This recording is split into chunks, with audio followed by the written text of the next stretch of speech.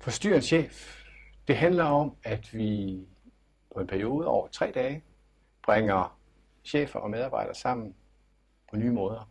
Sammen i arbejdssituationer, hvor de ikke har været sammen før. For mit vedkommende, der var der en sygeplejerske, der var med mig på arbejde, og jeg var med hende på arbejde, og vi besøgte hver vores arbejdspladser. Hvorfor? Jamen, der er jo 2 hovedbegrundelser. Den ene, det er, at de enkelte medarbejdere, de enkelte chefer, vi får hver især en viden, som vi overhovedet ikke har.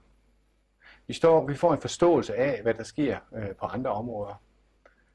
Og vi får en indsigt, der gør, at vi kan stille nogle spørgsmål, vi ikke ville have gjort, hvis ikke vi har haft en oplevelse.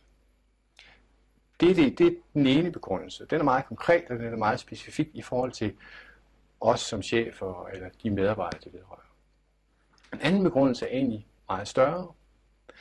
Vi vil gerne nytænke, vi vil gerne innovation, vi vil gerne se på, om den måde, vi producerer velfærd på, er god nok, og hvordan det kan udvikles. Og det tror vi på, det kan vi kun, hvis vi taler med hinanden og har forståelse for hinanden. Og det, at jeg følges med en sygeplejerske, hendes dagligdag med hende på arbejde, på det plejecenter, hun arbejder på, og hun følges med mig på mit arbejde, til de møder og det kontor, jeg nu er på, det sender nogle signaler i organisationen om, at vi vil gerne hinanden, vi vil gerne interessere os for hinanden, vi vil gerne være nysgerrige for hinanden, vi tør stille hinanden nogle spørgsmål. Jeg tør spørge hende om noget, selvom jeg ikke er sundhedsfagligt uddannet. Hun tør spørge mig om noget, selvom hun ikke er kontormæssigt uddannet, økonomisk uddannet, hvad det nu kan være.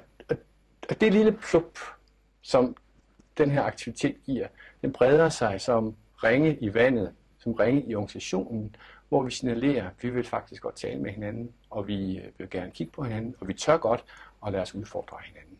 Og det giver mere innovation.